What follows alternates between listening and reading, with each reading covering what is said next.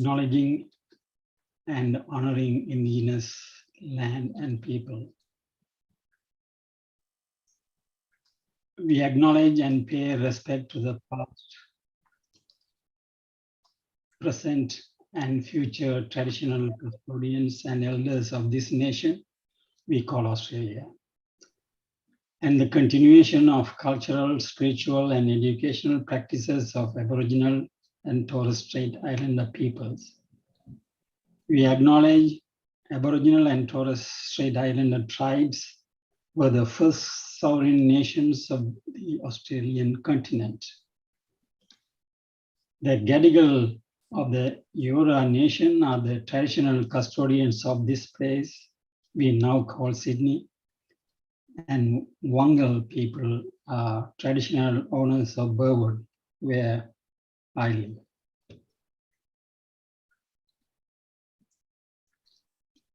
Could I ask Robert to read the number 6? Robert. Okay. Okay, number 6. Yes, thank you. Thank you, Robert.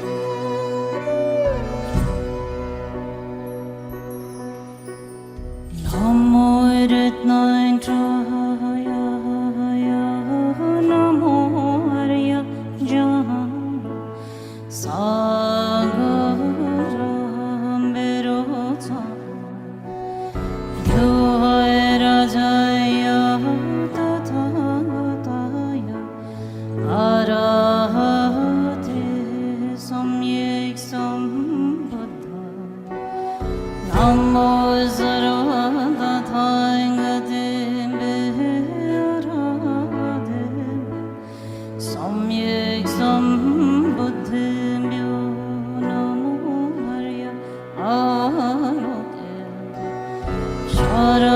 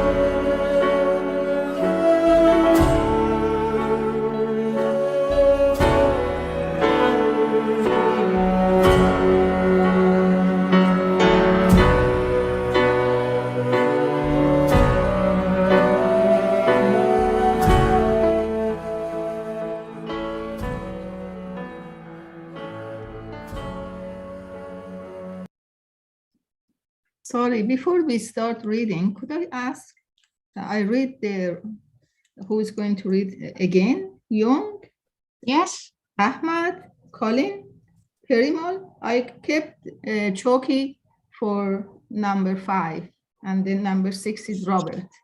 Thank you. There is another music. Yeah, I took Siva out.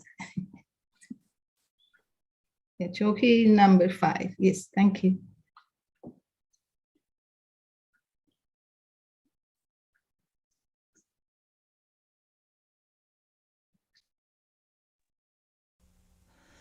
O God, my God, aid thou thy trusted servants to have loving and tender hearts.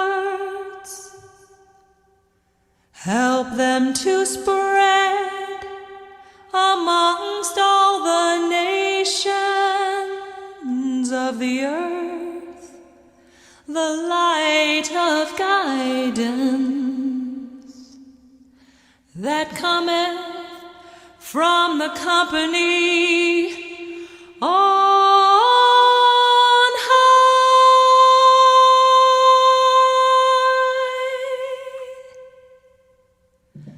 Verily, thou art the strong, the powerful, the mighty, the all-subduing,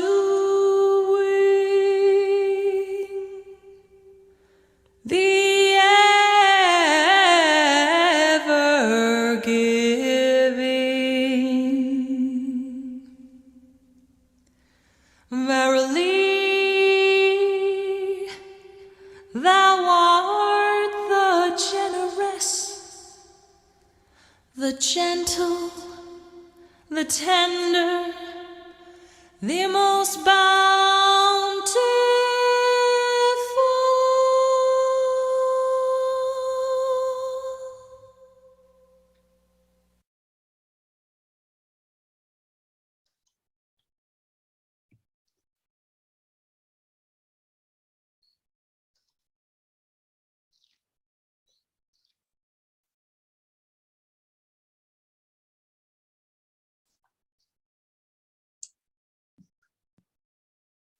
All men have been created to carry forward an ever-advancing civilization.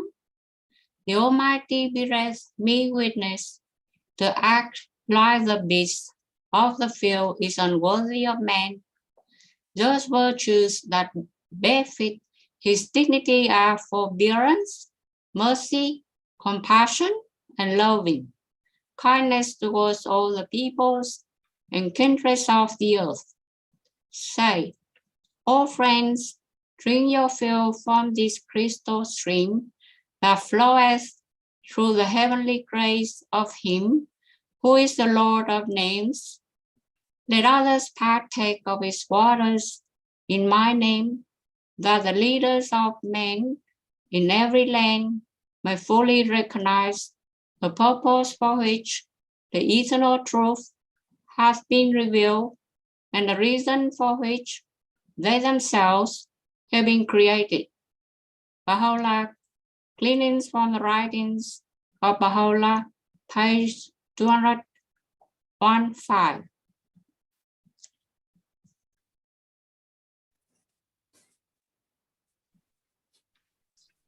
It is incumbent upon you to have union and harmony and love and uprightness, and to be characterized with the morals of your Lord, the clement, to walk in the highway of equity and beneficence.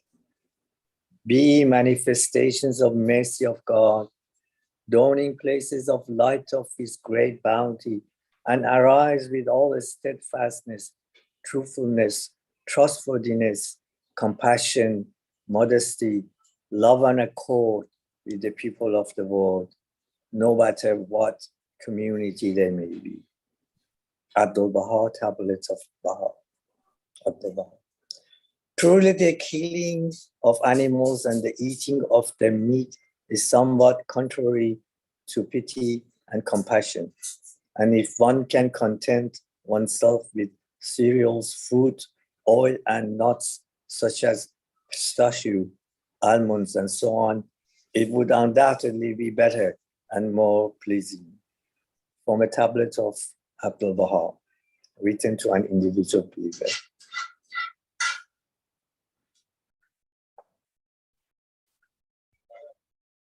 But whoso hath this world's good, and seeth his brother have need, and shutteth up his bowels of compassion from him, how dwelleth the love of God in him? My little children, let us not love in word, neither in tongue, but in deed and in truth. King James Bible.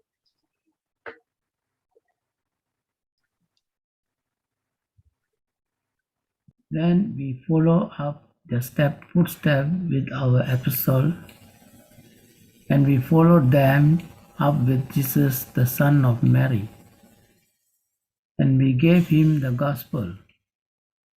and we placed in the hearts of those who followed him kindness and compassion. The Quran. Thy Lord has decreed that ye shall not serve others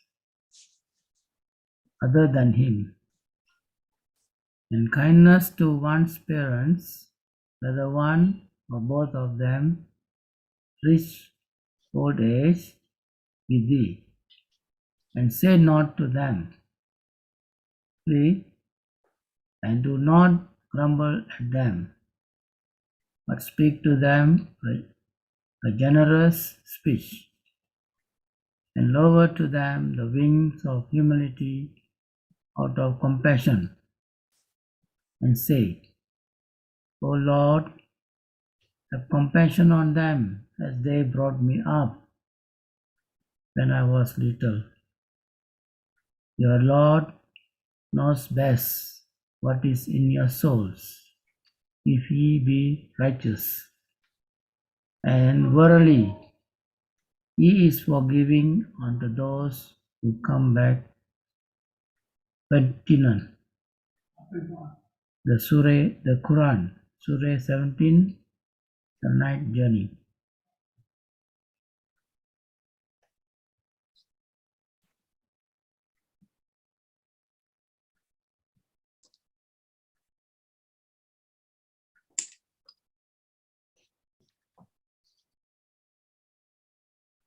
Choki, you are unmute. Please unmute. He has cast away lust. He dwells with a heart free from lust. From lust, he cleanses his heart. He has cast away ill will. He dwells with a heart free from ill will, cherishing love and compassion toward all living beings. He cleanses his heart from ill will. The Eightfold Path from the Buddha.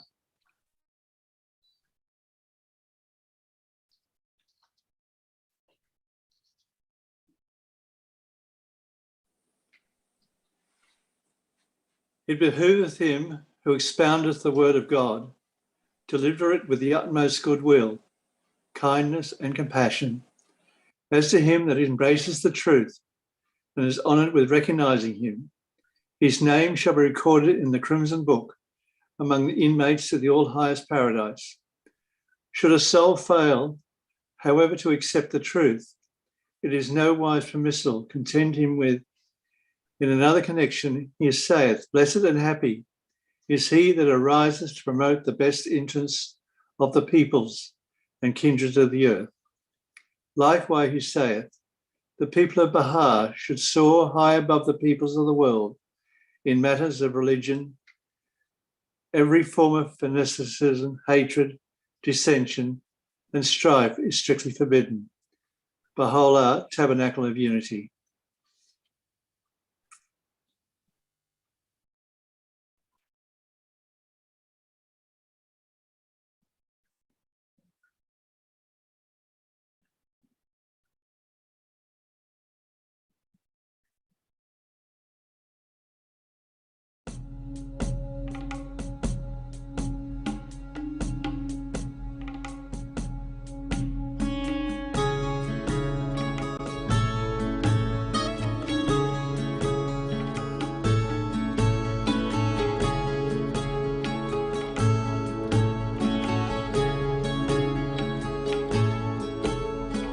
Oh, Son of Spirit, my first counsel is this: possess a pure, kindly, and radiant heart, that thine may be a sovereignty, ancient, imperishable, and everlasting.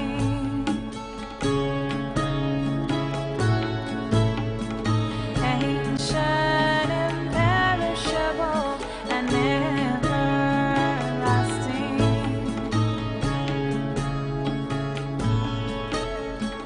You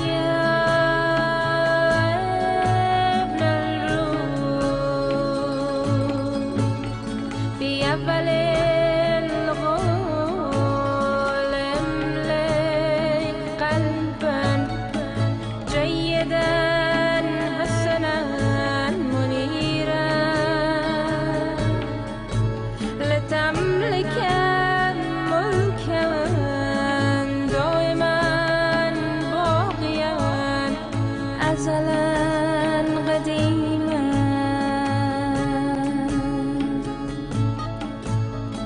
أزلا قديما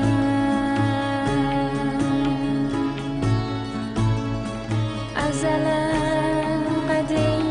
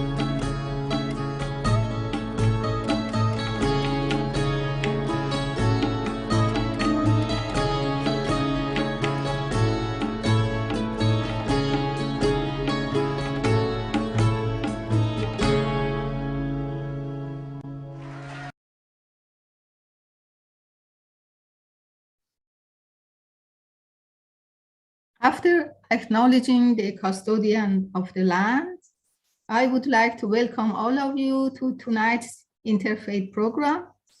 And I also thank those who read all the readings, beautifully read. Thank you so much. And tonight we are fortunate to have Wen Choki with us. We're going to talk about climate change, which is, I'm sure, all of you, most of you are all interested to hear about what's happening to the climate and the world and this planet. I would like Choki to introduce herself, all the good things she has done in her life, and welcome. Thank you so much. Just briefly, so you have some information there. I'm a Buddhist nun in the Tibetan tradition, and I'm a resident teacher for our centres in Western Australia. I was asked to come here in October last year, so new here, because in our tradition there aren't any teachers or ordained monks, nuns active, maybe one or two, but not active. And I also take care of this Liberation Prison project for people in prison, giving them Dharma materials like Buddha's teachings and so forth, helping them learn to meditate, get control of their mind. And then this is on my past history of working with Aboriginal people, Indigenous people. It's something when I ordained, I was asked to continue doing, very close to my heart, very close to this topic. So I think that's enough. You've got all the other words there. I wanted to start this evening with a further quote of some teachings from a sutra, the scriptures of the Buddha. It's called the Golden Light Sutra. It's a very long one, but there's a chapter on the inviolable commitments of divine kings. So the reference to kings means world leaders, and it very much relates to this topic of the environment. For myself, it's that thing of, well, we can see what's happening in the world, and as a person of faith who's committed to cultivating compassion in action, what am I doing in the world? So that was my beginning point. So I'll read just a few verses here from the Buddha, who made predictions about what we're experiencing. As the guardians of the world asked me thus, for the benefit of all beings, I will reveal this sublime treatise. I will explain the origin of kings who are born in the realm of humans, and by what means they become kings of the land. They are empowered by gods to show the fruition of deeds, of actions done well and wrongly done in this life. When the lords overlook evil acts committed in their land, and to those who are unlawful, fail to mete out befitting revenge through neglect of unlawful deeds, that is which is not Dharma will triumph. Conflicts will befall the region over and over again. When a king overlooks the presence of evildoers in his region, terrible clandestine acts will ruin and destroy the land. Those who amassed wealth through trickery and deceit will rob each other entirely of means. When a king does not perform the function for which kingship has been bestowed, he demolishes his own realm as the elephant lord destroys a lotus pond. Unfavorable winds will arise. Unfavorable rains will fall. The sun and moon will be unfavorable, and likewise planets and stars. When a king is negligent, famine will descend on the land. Seeds, crops, flowers, and fruit will cease to grow and flourish. Before long, mayhem will prevail in the land. Covert acts, strife, and disease of every variety will come to be. People will pillage one another, seizing homes, resources, and wealth. Region by region throughout the land, they will slay one another with arms. When the wicked are embraced, three things: the flavor, essence, and power, the strength of beings and quality of the earth will utterly perish. Fruits and crops will have no taste and no potency. Beings sickened with disease will fill those regions completely. Large, sweet fruit will shrivel, becoming bitter and sharp. Play, humor, and fun, the pleasures of previous times, now rife with infinite delusion, will lose the touch of joy. Might just leave it there. It goes on. And just a reminder to myself that the Buddha predicted what we're experiencing now. And I'll email the quote for sure. Buddhism teaches us to walk the middle path, not becoming too extreme one way or the other, but also teaches us to take responsibility. Saving the environment is our collective duty. With each passing day, climate change is causing the Pacific Islands to disappear into the sea, accelerating the extinction of species, creating bushfires more and more as the global warming, as we're experiencing right here and right now in Western Australia. We've already broken a few records before Christmas and now, and had fires around already this year. So we're at a time of urgency where climate change can no longer be denied. It threatens our existence on the earth. In 2020, the Dalai Lama launched the book, Our Only Home. For the Dalai Lama, this environmental crisis is real and urgent.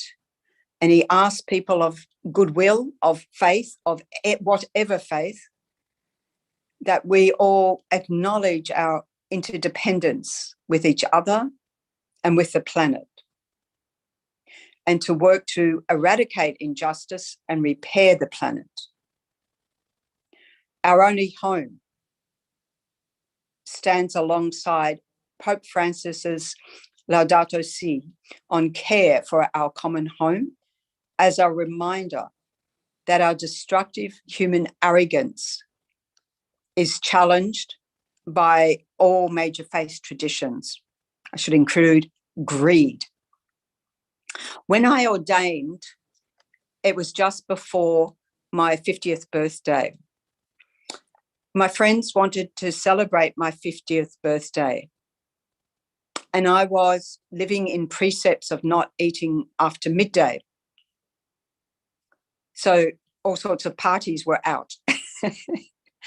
But my ordaining master, Lama Zopa Rinpoche, had just been to see An Inconvenient Truth. It was screening in Sydney at the time. And so we went to that. Our lamas in our Buddhist tradition are very aware of the need of messages around climate change, global warming, the imbalance of the external elements, earth, water, fire, and wind or air, which is a reflection of our internal elements in our body and in our mind.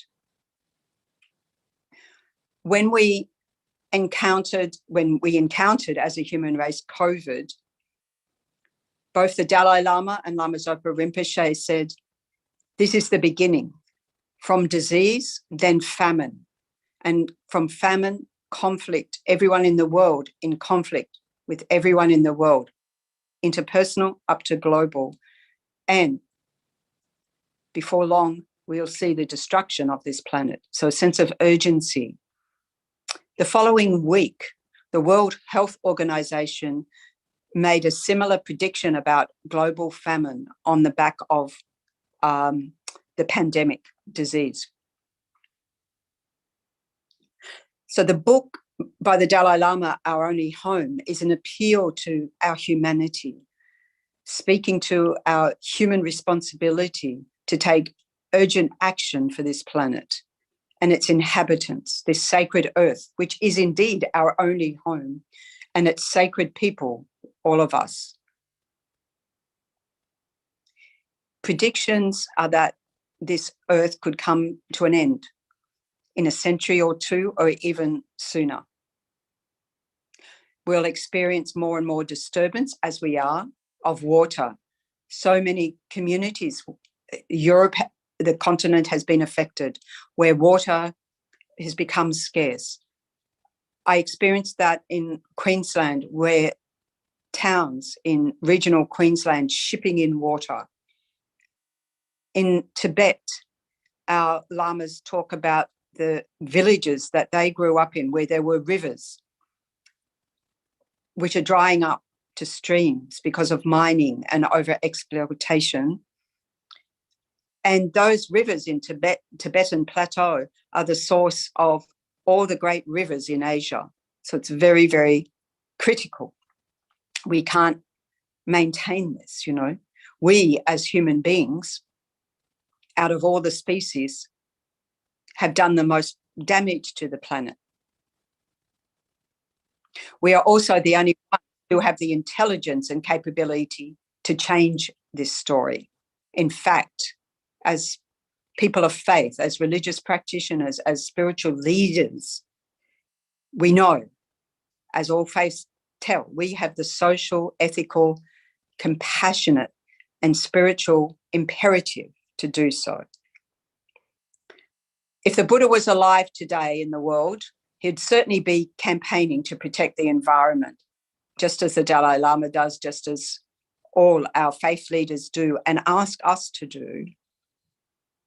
If we think about the Buddha's story, he was born as his mother leaned against a tree for support.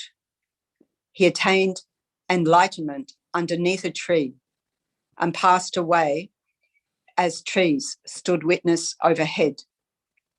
The Buddha taught using environmental analogies, the fields, the sprouts, the seeds, the flowers, the weeds, gardens, and the interdependence and our reliability on all of those. Shantideva, a Buddhist scholar in the 8th century, said as well, "May no living creature suffer, commit evil, or ever fall ill. May the naked find clothing, the hungry find food. May the thirsty find water and delicious drinks. May there be timely rains and bountiful harvests. May all medicines be effective and wholesome prayers bear fruit. May all who are sick and ill quickly be freed from their ailments. Whatever diseases there are in the world, may they never occur again. May the frightened cease to be afraid and those bound be freed. May the powerless find power, and may people think of benefiting each other." So this was an 8th century appeal to humanity.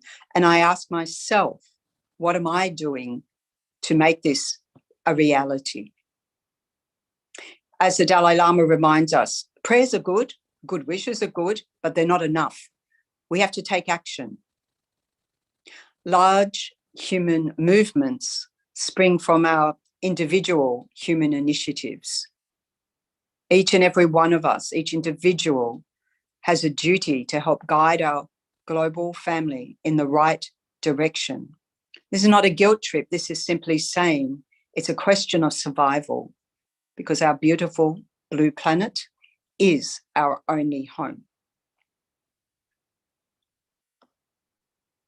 Over the past year, millions of young people have been protesting, calling on political leaders to take action to combat climate change. And not just the past year, for a few years now. They are helping to educate the public, even as we all witness the destruction of ecosystems and dramatic decreases in biodiversity.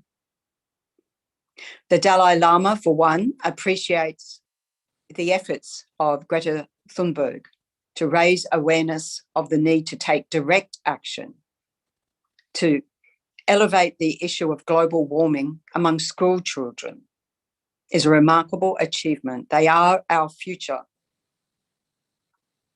Despite being very young, Greta Thunberg has a universal sense of responsibility. And having, initiatives such as Fridays Are for the Future to ensure climate justice and equity for everyone. The youth of the 21st century have the ability and opportunity to bring change, to create a century of peace, dialogue, and compassion. Even as global warming increases in intensity, many young people are working together to share and find solutions. However, we can't just rest our hopes on younger generations. In November last year, the Center for Compassion and Altruism Research and Education at Stanford University, CCARE, joined with the Centers for Techno-Moral Futures at the University of Edinburgh with their Global Compassion Initiative to co-host the first event of its kind, Realizing a Compassionate Planet, which brought together compassion science into the dialogue with climate change, catalyzing compassion in urgent action for the world. The dialogue ran alongside the COP26 UN Climate Change Conference to provide a global gathering place for change makers and scientists to join forces with those around the world, tapping into compassion as one of our strongest motivations for change known to humanity.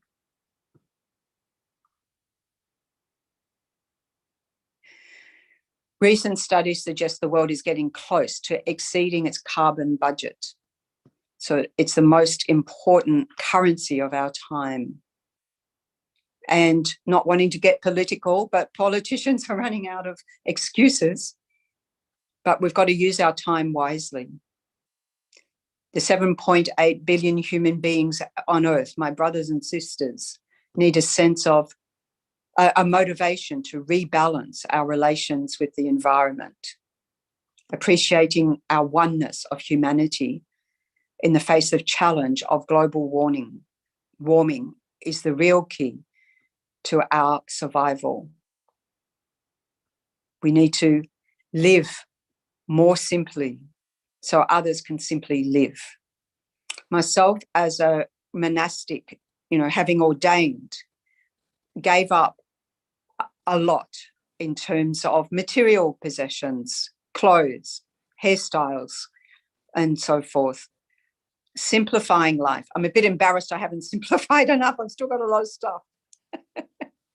But following as the Buddha did, of going from the lap of luxury in a palace to just living sustained by the environment, sustained by others in a way that is sustainable.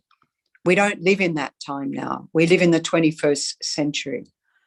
And awareness raising about the impact of our human endeavours in the world is critical. Here in Australia, the impact of millennial drought and climate change has had a huge impact, we all know. The horrific bushfires in 2019, 2020 cost Australian agriculture $4 to $5 billion.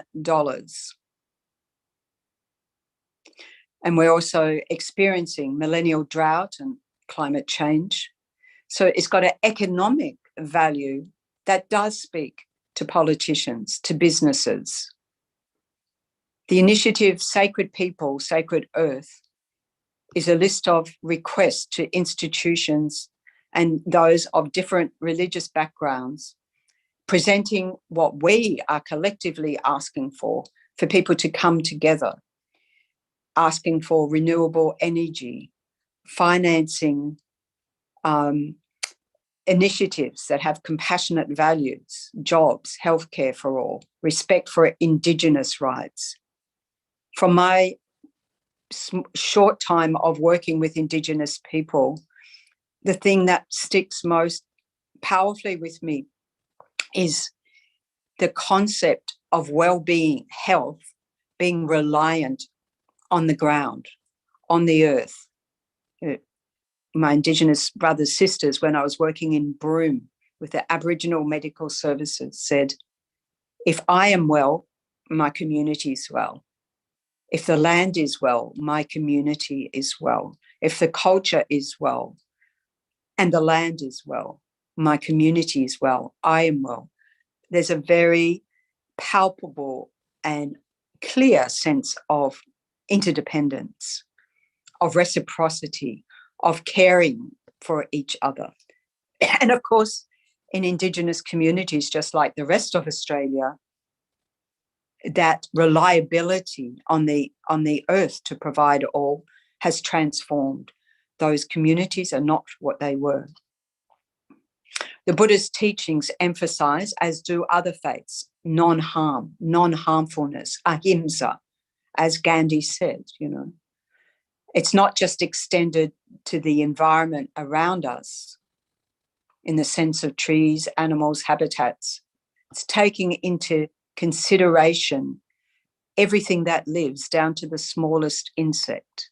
When we had the summer of, the black summer of all these bushfires, the number of species of insects that became extinct or threatened with extinction. And maybe we don't think about insects because they're so small, but we are reliant on those. It is also their only home. As humans, we definitely harm other living beings in a variety of ways. We harm the environment they live in, their habitat.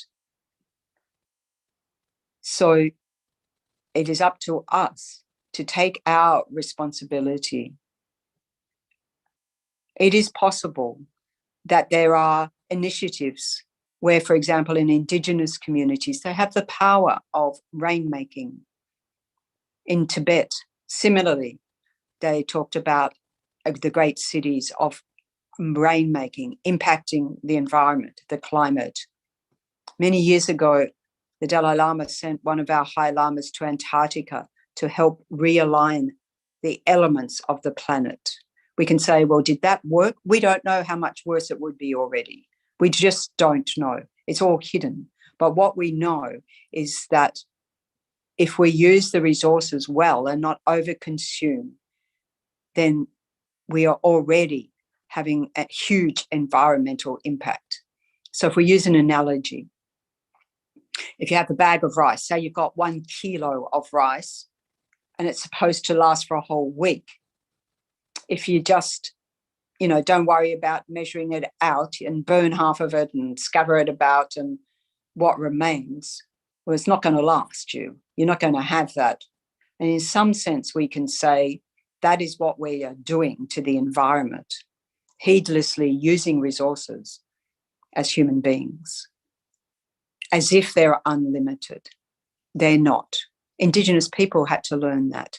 They travelled around one area to the other, sustained by the land. They too had to learn that's not going to do it for you anymore. You can't keep working in that way because the environment has changed. And so we have to change with it. So in terms of, being able to, as the Buddha said, take a middle way approach, just do whatever we can. I think we understand about recycling, but do we understand about reducing, reusing? That's more challenging, particularly the reduce, I think. So the attitude of thinking that there is limitless resources has had detrimental effect on ourselves, on others, on the environment. We all know this, so we can look at many, many different examples of that much of the harm done to the environment is indeed done by those who have greater access to resources. If we look at, the suburbs in areas, the towns and so forth most impacted, those who have wealth have more capacity. Those who are poor communities are more limited in resources. And they, because of that, have less impact, damage to the environment. It's not that they don't damage the environment, just the impact is less. But pretty soon, all of us, we feel that impact in the world.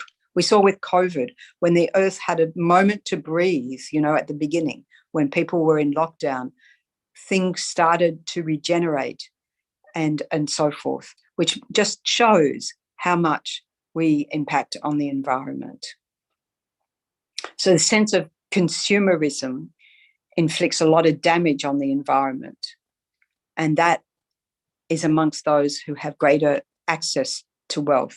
So in the 1990s, early 90s, I was working for Australian Freedom from Hunger campaign, which is now part of Oxfam in Australia, came inside. But the Australian Freedom from Hunger campaign was a project of the World Health Organization. And at the 91 UN conference on environment and diversity, the delegate that we had from Australia went there for the NGO forum, and she said, the Americans, the US, I'm not wanting to diss America, but said that they had been told by the White House the consumer lifestyle is not up for negotiation. In other words, no sense of responsibility. We have to change those sorts of ways of thinking. Otherwise, as the Buddha said, if if the world leaders don't take responsibility, then we really don't have long in this planet. So the main point is we are living in a time of urgent climate emergency. And so one way of dealing with that on our personal level, whatever we can do, yes, raising awareness and limiting the things that we, gradually limit more the things that we are consuming, so that gradually we enhance our capacity to turn this story around. It's something collectively we all have responsibility for. So I'll leave the talk there. I hope that has been of some benefit, and perhaps we can have time for discussion with everybody. Thank you very much. It was very eye-opening, and also I think everybody knows the challenges with the climate change, but you brought up so many aspects. But I'm still not sure. I mean, everybody, has to reduce their consumption. I think that's what we can do. I thought maybe we should talk more about how can every individual can do around to help and also, of course, for politic people. I mean, the governments also. Everybody has a duty, all the organizations and individuals. And I would like friends to come up with questions. Thank you so much. It was very good. Thank you. Thank you. Yes, Colin.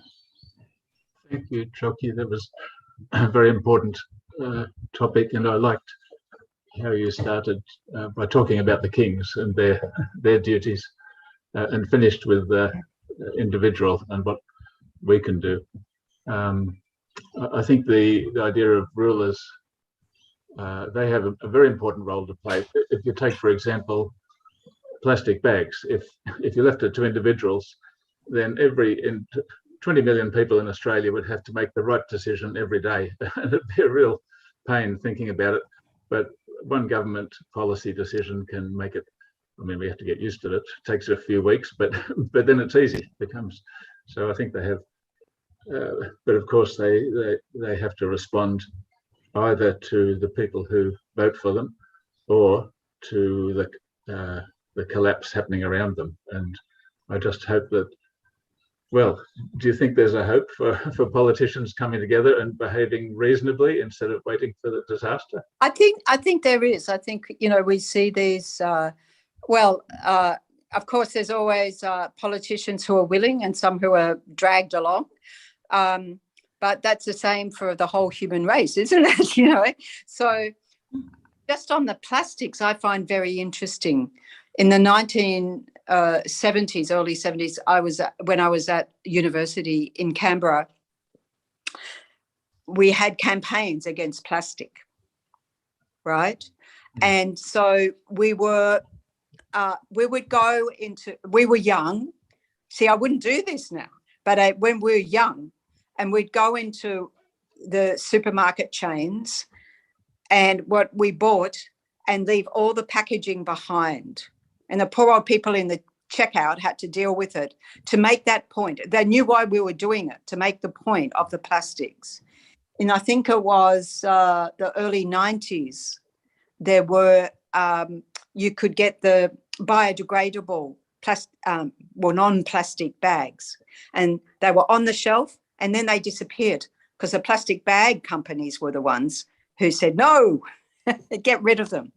But, just for example, I think now we're seeing the impact of what we were protesting about, 50 years ago, where I heard the other day, there's more plastic in the ocean than there are fish. And there's a hell of a lot of fish. And a lot of the plastic is in the fish. So we've seen those graphic pictures. People can see that result very clearly. It's not just, oh, that would be a nice idea. They see it and think, how can I, as you said, Colin, it's right. We need the politicians to make us do the right thing, right? Make it unavailable. get fined for doing it. It's sort of a bit extreme, but somehow we seem to need that. But I think, you know, for me as somebody who's like a teacher of, you know, a faith teacher, I feel uncomfortable. I can't just sit there and do the traditional teachings without making it relevant to what's going on around us in the world and say, folks, this is now, you know, this is happening. And I guess in that way, raising awareness, not to guilt trip anyone, but just say, what is it that we can do? What steps can we make to reduce our environmental footprint? Because if we try and do everything, we just get overwhelmed. And, you know, my days of going out and demonstrating and chaining myself, I never chained myself to anything, but I did a lot of demonstrating. I sort of feel a bit, they're over. So I have other ways. We all have other ways. So maybe that's a good thing to share what ways we're able to even spread the message, you know. Yes, Siva. Yes, thank you, Shoki. It was, as Zora said, it is eye-opener for many of us, though we are all aware of the problems. But yeah, as you said, words, it's now everyone is saying all these things, but what we had to put in action. But the question I wanted to ask is that it's about the indigenous people. You mentioned about rainmaking. I'm curious about that rainmaking thing. And the other thing is that what can we, because the indigenous people were taking care of the land in a different way. Is there anything that we, the wider community, can learn from indigenous people? Maybe starting with that second part of the question, because yes, is the answer. So, and I think it's happening more. So in relation to, say, with bushfires and so forth. So if you think that Indigenous people existed on this continent through ice ages, through global warmings, through many different climate changes and adapted to the environment, right? In terms of the bushfires, why they were able to avoid the terrible bushfires we're seeing was that we do, you know, of course, all of us do, you know, we have this thing of, burning off, you know, but they managed areas of land, and because they were nomadic, I'm not about to become nomadic, but they were nomadic and they moved from one area to the other. Then they cultivated one area, moved to the other, and they called it fire stick farming, so controlled burn. But they also made it so that the insects and the animals could also move, right, to that other area. So they were conscious of being responsible, as they say, you know, as a custodian of the land. This is the Indigenous thinking. They're responsible for everyone on that land, all beings on that land, not just the Indigenous brothers and sisters, not just their own community. So a sense of responsibility. They have, you know, there's a saying to pass on the land, at least not in a worse condition than I found it, and if possible, a better condition. Now, that's a completely different mindset if you approach from that mindset, you know, like that. So there is a lot to be learned in terms of actual, like the rangers, you know, the Aboriginal rangers, and more they're being asked, you know, to help, because we're at this critical time. It is happening, you know, thankfully, that because from the little bit of work I've done with Aboriginal people, it's been Aboriginal people more than Torres Strait Islanders or South Sea Islanders.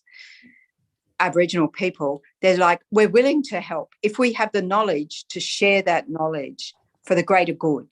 And I think if we're all focusing on the greater good and keeping that our minds open for possibilities, the possibilities are there, you know.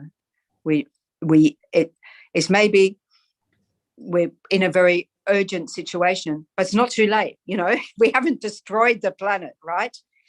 It's not too late. Yes, that's true. I just wanted to also, okay. Ahmad, you say it first. No, go ahead if you want to say something. I just wanted to say that people are putting so much, they're relying on science. Always, you know, they think, for example, if we finish oil, then they have the solar system to use.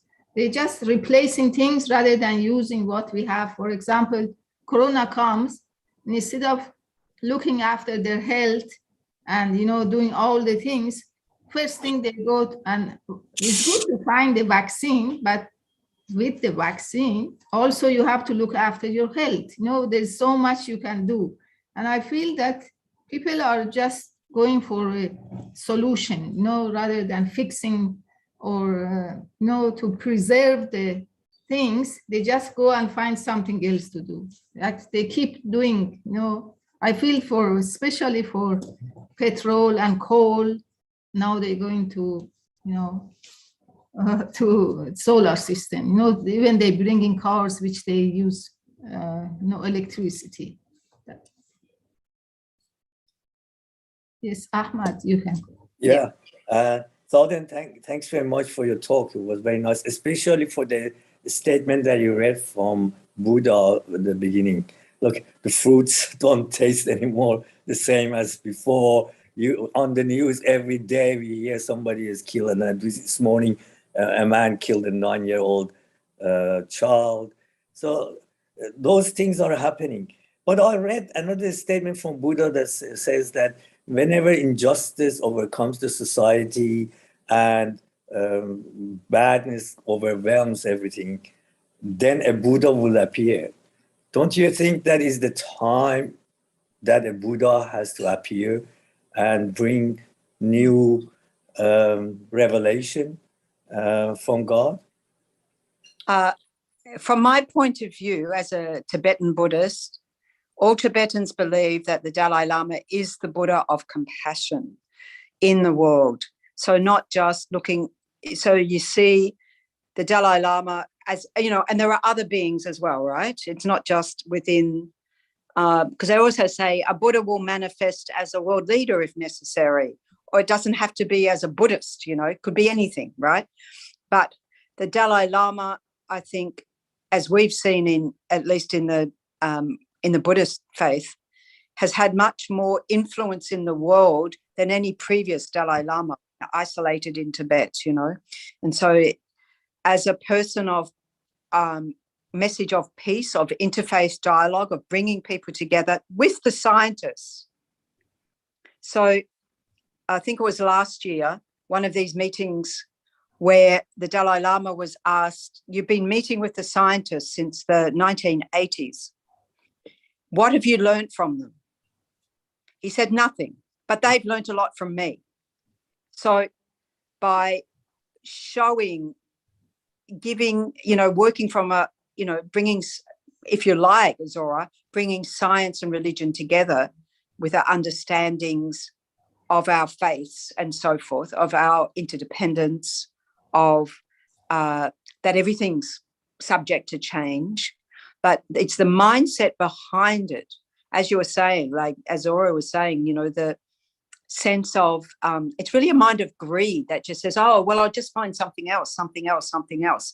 And at the end of the day, there's not a something else. And that's why I think if you turn to poorer communities, because they don't have the wealth, the resources, there's something else, there are very, very creative ways that can show you can flourish. You can actually, you know, survive and flourish on very little. But we have this mindset of, oh, no, there'll always be something else. And I think in Australia it's like that because we have so many mineral wealths and resources and so forth. It's very difficult to think this is running out. It is running out, but it's difficult to have that thinking, I think. So we really need now a renewal of religion in order to bring us back from materialism. Yes. That's overwhelming every society now. Yeah. just before Christmas, I watched Mission Joy,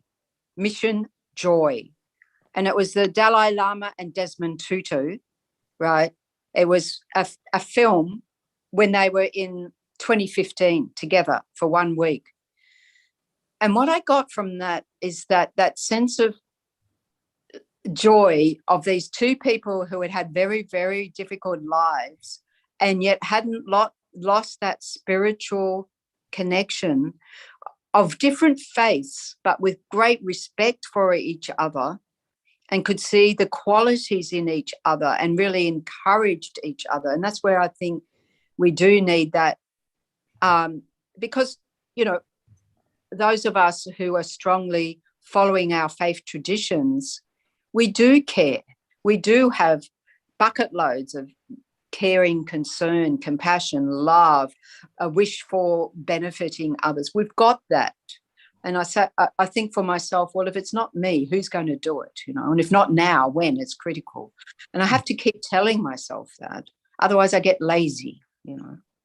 And I do get lazy a lot. Yes. Together. I have more questions, but I'll let the others to ask their questions. Thank you. Young, yes, please. You unmute. Yeah. You have to unmute. You are muted. Yeah. Thanks. Okay.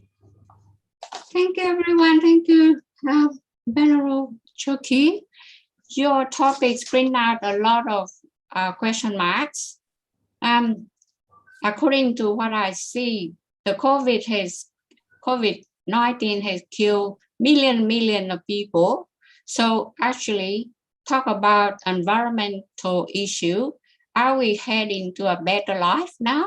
Because less people use plastic bag. That's that's one thing. The second thing is, should we look into, as scientists or people, normal people with common sense, look into the labs to see what they do experience with COVID virus, you know, like create a virus or create a copy of the virus or study about the virus, and accidentally they might create something that kill people that they're not even aware of until it's too late. So nobody have ever put their work in, do auditing of all the labs, that whether all the medical experimenting experience happening. So that's what worries me. And the other one is, we talk about renewable energy, which is now narrow in Australia. Australia very close to the South Pole. We're not in the middle, we're not tropical. We're near the South Pole. Therefore, we want renewable energy. We need solar system. We need the sun. We don't have much of sun. We cannot rely on the sun. So therefore, we have batteries. But how far the batteries go? I mean, just talk about this or the basic thing. So the another point is, for the last few years, people protest about climate change. So therefore, the government putting improving of the transport system. Just like in Sydney, we have a lot of tram now. So we don't have to use a lot of fuel. We don't use a lot of cars. So we use tram, and people still not happy. People still do protests for whatever. And talk about the other issue is, we have a lot of fruits now in the farm, but we don't have labor. Nobody want to go to the farm to pick up the fruits. So it's not a matter of we run out of resources, we run out of food, or we're farming, but we don't have people. We don't have labor. So that's another issue.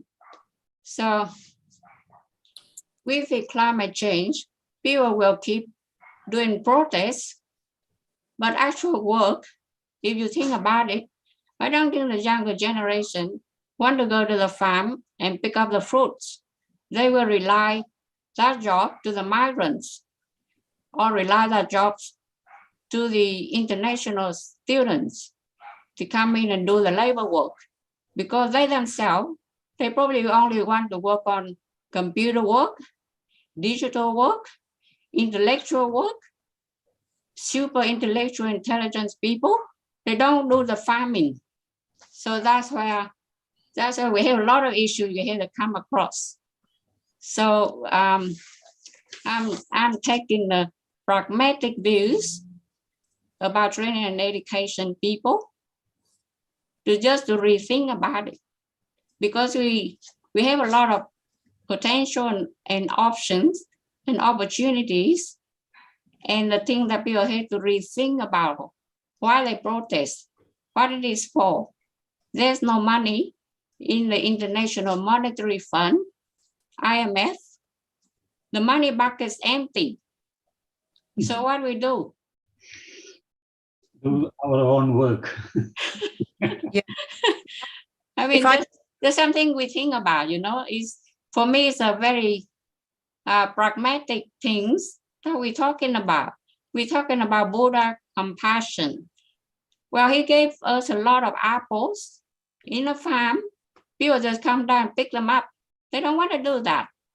And if there's a lot of virus in the water and pollution everywhere in the air, with volcano ashes in the air and in the water, kill all the fishes.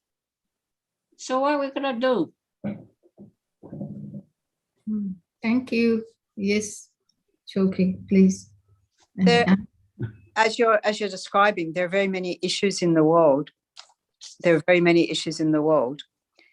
And those with the will to transform that, as you say, younger people, and myself when I was younger, I didn't, of course, I was involved in the protests when I was younger, change the government. But it's usually people such as ourselves who have some sense of maturity of life experience, can see, yes, there's many, many different challenges in the world. I don't, and probably everyone here doesn't have the capacity individually to deal with all of the different issues that arise. There are always issues that arise. They're just different issues at different times. But we as human beings have limitless human intellect. As you said, the scientific things. We do have rigorous legislation of testing and so forth in taking responsibility. Will we always get it right? No. But what we all share, whether we've got the intellect or not, is we are all as human beings, every one of us, physically, mentally, emotionally, spiritually. Well, maybe not.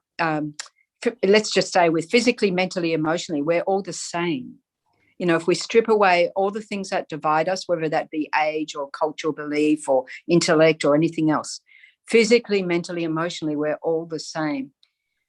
Charles Darwin said that we're hardwired for compassion. So if we can connect heart to heart with others, I believe that's the way forward. When COVID started and we said, not social distancing, compassionate distancing, social, just relabeling, reframing, and listening to each other and cultivating a sense of acceptance and value for that which is good within each of us, because that which is good is our true nature. All our faiths, all our religions say that, that we fundamentally, the shared values far outweigh our differences, our love, our compassion, our caring concern for each other. We do have that.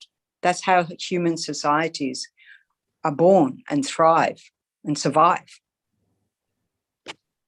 Thank you. Robert? Thank you for your talk. It's interesting about talking about solar panels and everything else. Many years ago, and I think it was the coal industry who said it, solar energy would not work south of Sydney. However, it's been used in the UK for years.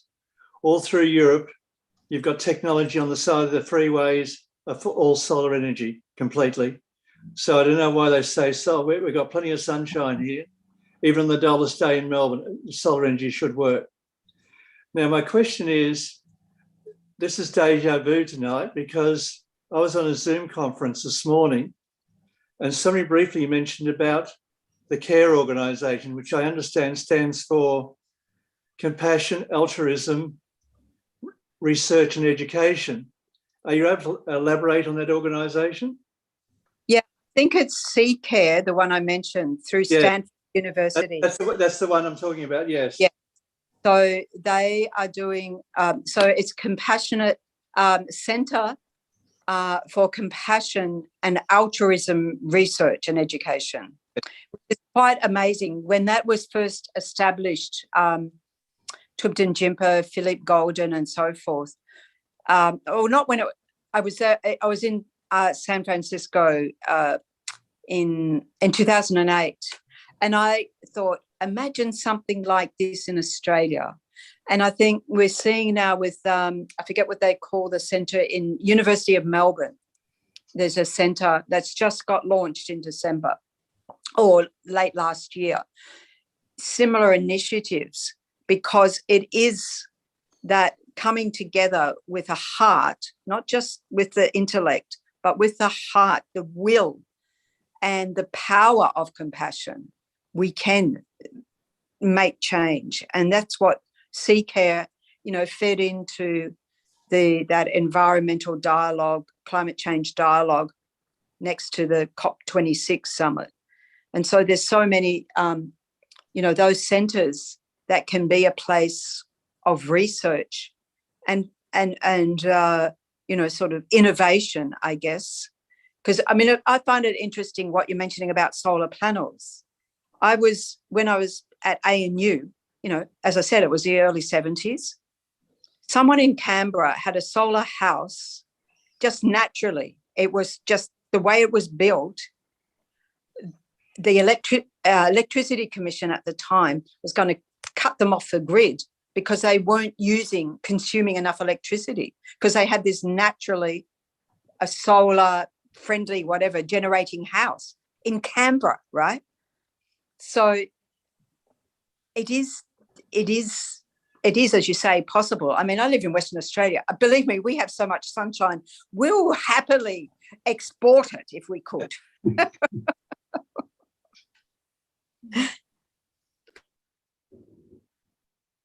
Thank you. Thank you. I was going to ask Marina whether she likes to say something or. Oh, Sachi. All right, thank you. Good to listen. No, thank you. What about Sachi? Yes, Sachima, I'm sure he has something to say with the climate change. Yeah, it was a very good speech. I thank Venerable Tuban Choki for your facts you have given to us. But actually, I have a belief that we are only talking and talking and talking for years. And we know the good ones, the spiritual type, and the human values, but we are unable to practice it. It's because we are not aware of the truth. I always tell these 4 things, but all the problems we are having are because of these four facts. That is, one is ignorant about the truth, then our fear of future and maybe God, then our greed, then our egos. Those are the things we have to look into. Then all these problems will be solved. Because if you don't know the truth about that, we are searching everywhere. There should be truth is only one. And I feel the scientific discoveries now, I will name it as Big Bang and the evolution theories, have really given us the truth, what is happening beyond our planet. Here we are only looking into, we are very specifically looking into our Earth and the problems here. actually everything is explained if we understand the whole environment beyond our planet and things like that, because otherwise we are only evaluating things to be things about happening here. If you go to learn the real truth, that is how our environment was formed actually, and then how we are evolved here, because we are here only for about 100,000 years, but the earth is here for about 13.7 billion or something like that. Earth, not Earth, I mean the universe. Earth is 4.5 billion years since.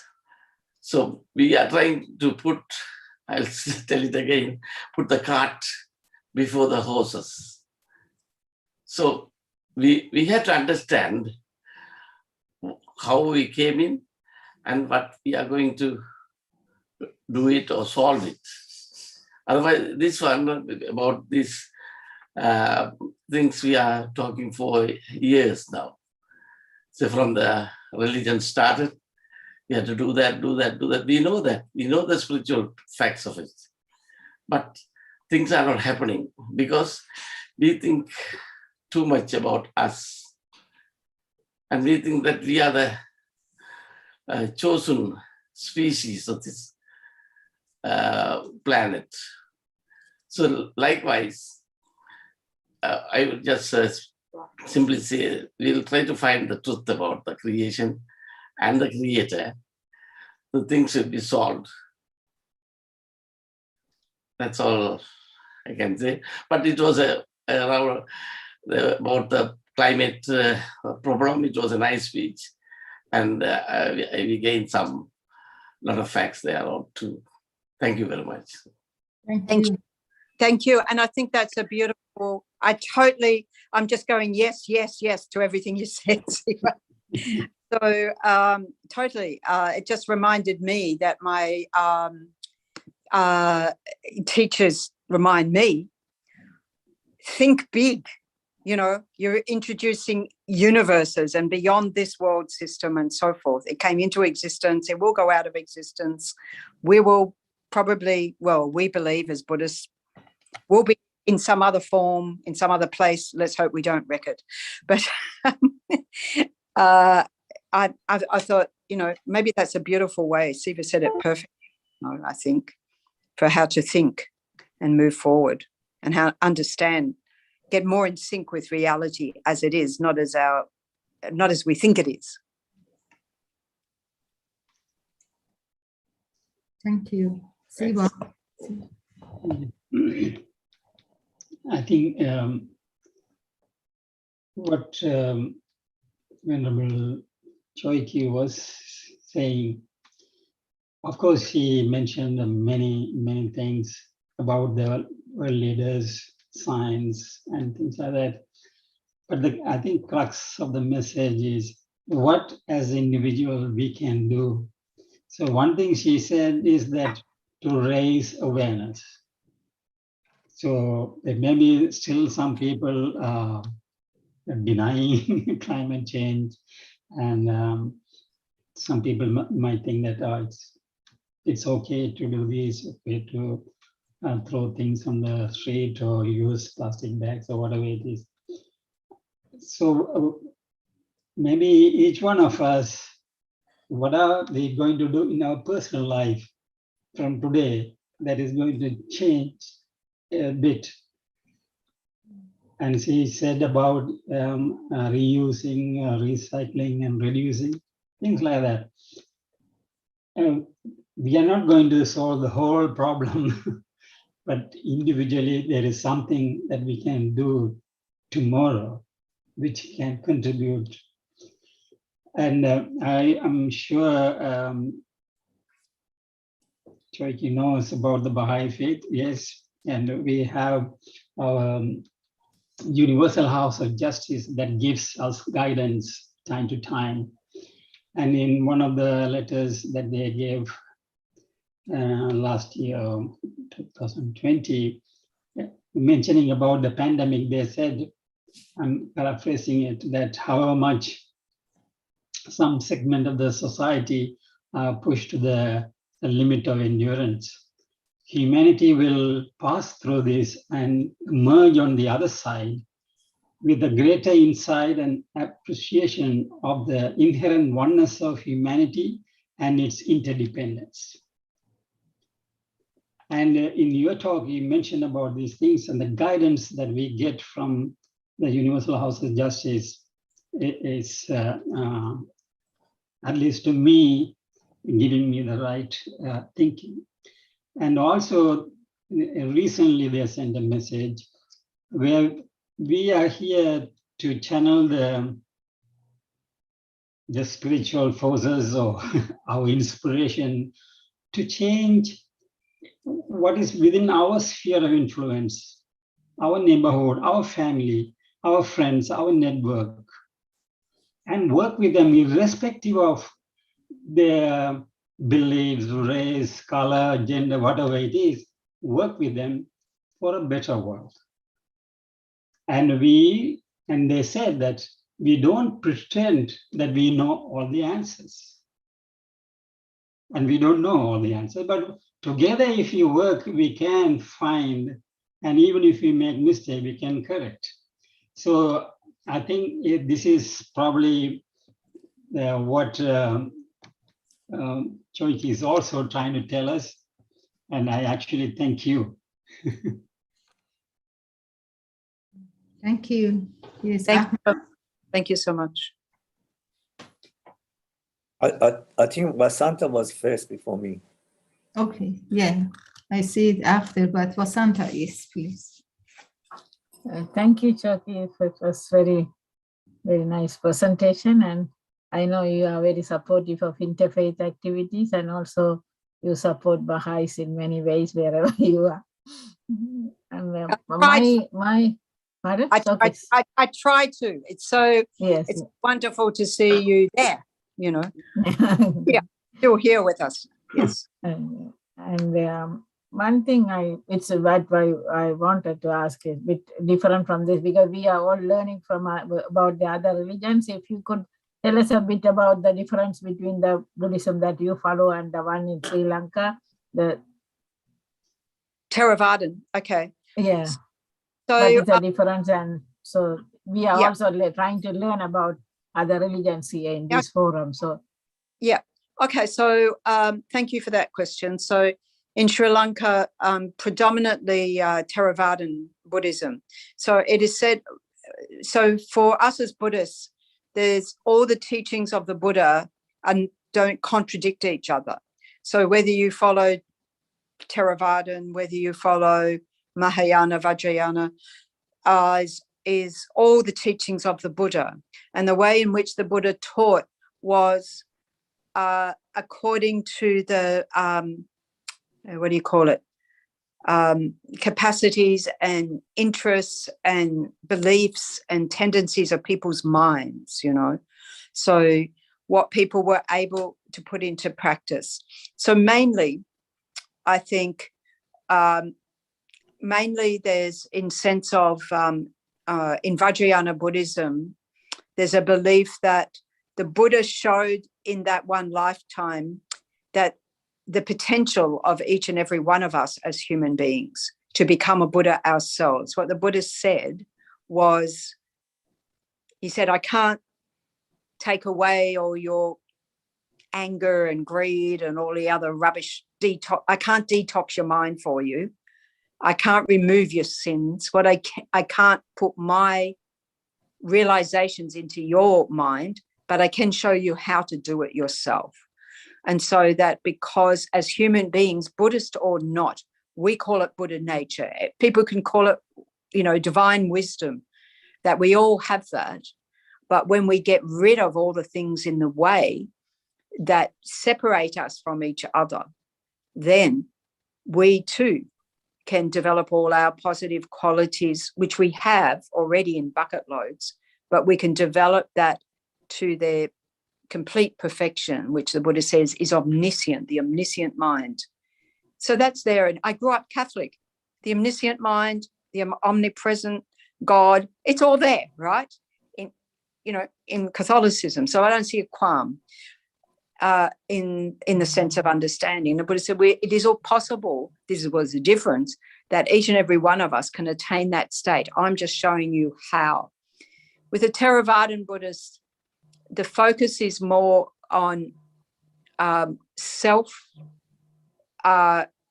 liberation, following on what the Buddha's advice, to be able to develop that wisdom mind as much as possible. And then the Mahayana, great vehicle, and Vajrayana, which is part of Mahayana, is to say, I can't just do it for myself. I've got to do it for everybody else. But I have to say, as a Buddhist, my Theravadan brothers, sisters here in Western Australia, they're incredibly compassionate, loving, kind, because that is our nature. Whether Buddhist or whatever faith we follow or none, that is the nature of each and every one of us. So again, we're taught to focus on what are our similarities. We might use slightly different meditation techniques and so forth, depending on our particular intellect, but we're all the same.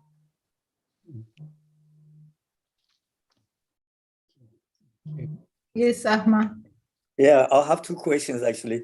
The first one is that when we look at, from what I've read from Buddha's sayings, that he emphasizes on personal transformation. And so we see the humanity to a point where, if you compare it with as a human life, is reached to adolescence and is coming out of age. And this society, this humanity, reached to a point of need for transformation, because we have reached to a point where there's climate problems, food problems, fighting between peoples. And so we have reached to a point where there is a need for personal transformation.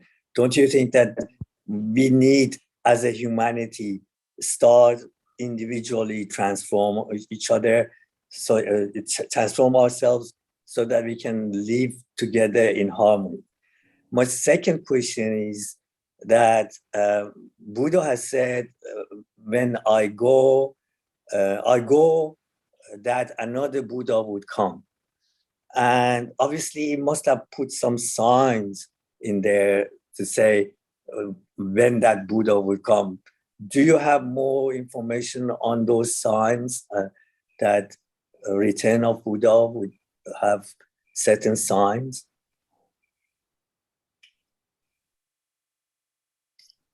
You're muted. Sorry. Yeah. So it is all, first part, it's all about personal transformation. Being human is all about personal transformation. If we think about how much we knew when we were born, and we learned things. Okay, we learned through our education system. Those of us who grew up in a faith tradition learned through that. We learned values. We learned how to live in harmony. We learned those things, right?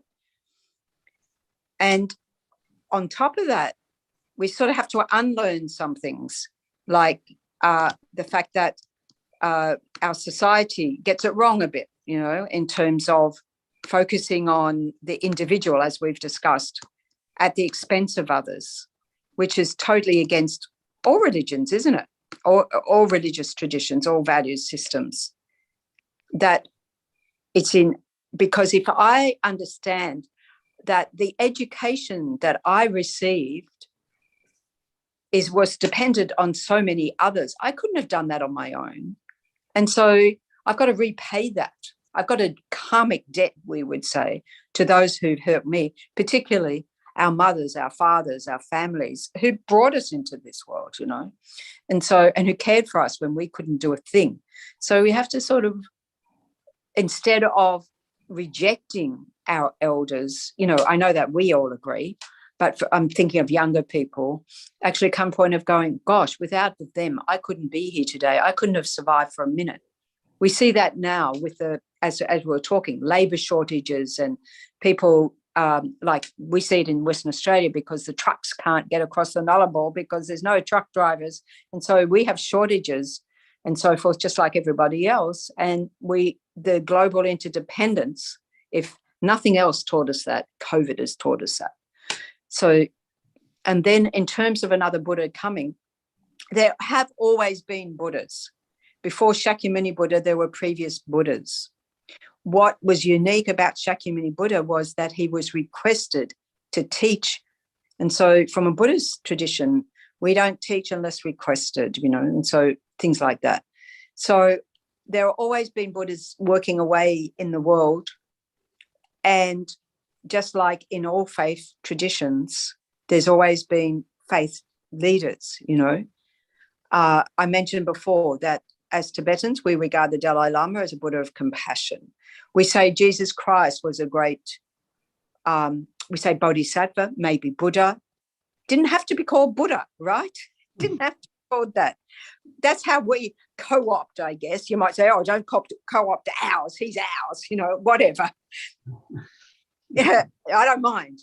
But that we see that value in each other. But in terms of another historical Buddha, the next Buddha is said to come to this world system is the Buddha Maitreya, the Buddha of loving kindness. And, you know, historical accounts, you can say that's going to be a hell of a long time off. Everything has to get much worse before we see Maitreya Buddha. But I think we see anybody who has that drive of loving kindness, caring concern, is awakening their own Buddha nature, is developing their own Buddha nature. So any one of us, the Buddha said, can attain that ourselves, right? We can. We just got to get rid of a few disturbing emotions and negative thoughts and all us telling ourselves that we're no good and we can't and so forth. Thank you so much. It's good that you said that it doesn't have to have the same name as Buddha, because a lot of, especially Christians, they linger that it has to be the name of Christ if he's returning. So it's good. Actually, it's interesting because the Dalai Lama, you know, because he's been asked, because we do believe in reincarnation, as you know. So the Dalai Lama has been asked many times, you know, he said, maybe I won't come back as a Dalai Lama, because it said that before the Dalai Lama, he was already the Buddha of compassion and he just took different forms. And then after the Dalai Lama, they say, well, you know, it's a bit political now. It's not what it was. So maybe no more Dalai Lamas. Maybe you'll be something else. He says, maybe I'll be a woman if that's what's most beneficial, whatever benefits the world. And I think, Jesus Christ resurrected from the dead. I hope I'm not being blasphemous or anything, but it was true. You know, Easter. Yes, Young. Thank you, Choki. Through social media, we learn about the problem and the jail term and all the not kind treatment that happened to Tibetan nuns and Abi, you know, like in the time of, if I'm not mistaken, Mao Zedong, or, you know, all that period of time. Because I study about the history of China and politics of China, including the time of cultural revolutions of Mao Zedong. So what I'm saying is, with Dalai Lama, he won the Nobel Prize. So it was a really impressive achievement for your religions and really highly awarded and respected.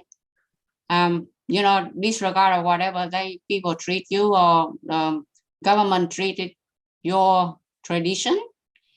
The thing that when we talk about reincarnations, so one of the notes that I just asked you, please, you know that a lot of monks try to get to paradise, to heaven, through the Buddhist teaching and meditation and a lot of prayers, and then they believe in reincarnation, but in real life, not everyone want to be reincarnated as Buddha. You know, they just want to go back to us. They want to come back to us, and they want to help people on the earth, just like the old king and queen. If the old king and queen, they die, they don't want to become Buddha. They want to go back to us. So because they want to be rulers. So before they die, they probably will say to Buddha that, please send me back to us because I want to be a king again. You know, but the majority will probably want to reach a Buddha status, like to escape from the earth and want to be in what you call nirvana, the paradise. Is that true? Just to clarify a little bit.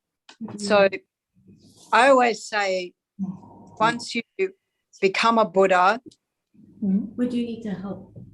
Once you become a Buddha, then your job begins. You're there, you come back to earth or wherever you're needed, because there are other universes, other worlds, wherever you're needed to help beings as a Buddha, right? And so that's your job. It's your job description. You can't help but help. Yeah. That's it. So, you know, so for someone to say they want to be a worldly king, if they want to be a worldly king just to have status, then that's not being a Buddha. That's being an ordinary being, right? Who's attached to that. But if they say, I want to be a king so I can be a good one, so I can influence the world, that's a very different thing, a really different thing. So the job of a Buddha is to help everybody else become a Buddha, to realize, as Siva was saying, realize reality as it is, to realize their own potential and to never give up until you get there yourself. Not because Buddha said, but because you develop those qualities within yourself, right? So that's what being a Buddha is, right? Yeah. Thank you very much. It's like, you know, Bodhisattva. They just like, they play their important part in life with compassion, mercy, and helpful. Yes. They helping Buddha.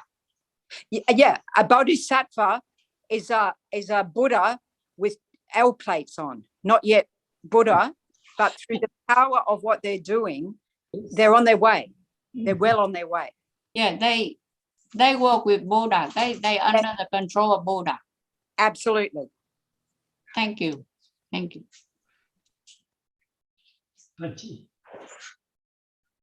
Thank you very much. Yeah, it's all lots of things to be done. Yeah, I think Sachi wants to say, yeah, please, Sachi. A small note, actually. As far as another Buddha is concerned, actually, we don't need another Buddha. He has told us enough. We don't need another Jesus. He has told us enough. And even our Baha, they are told enough of spirituality. We have to follow that, that's all. We are simply not satisfied and not understanding, and we need another insurance. You don't need another Buddha. He has, for me, he is the best person who walked on this earth to sacrifice with non-violence and simple meditation. So that one, what we have to do is, we have to get the abstracts from all the religions. We don't need to elaborate and talk again and again, go on talking. And we have to understand the truth, that is truth about us, how we have come here, and we have got only 100 years to live. In fact, I don't believe in reincarnation because scientifically there are no evidences and things like that. But we are here only for 80 to 100 years.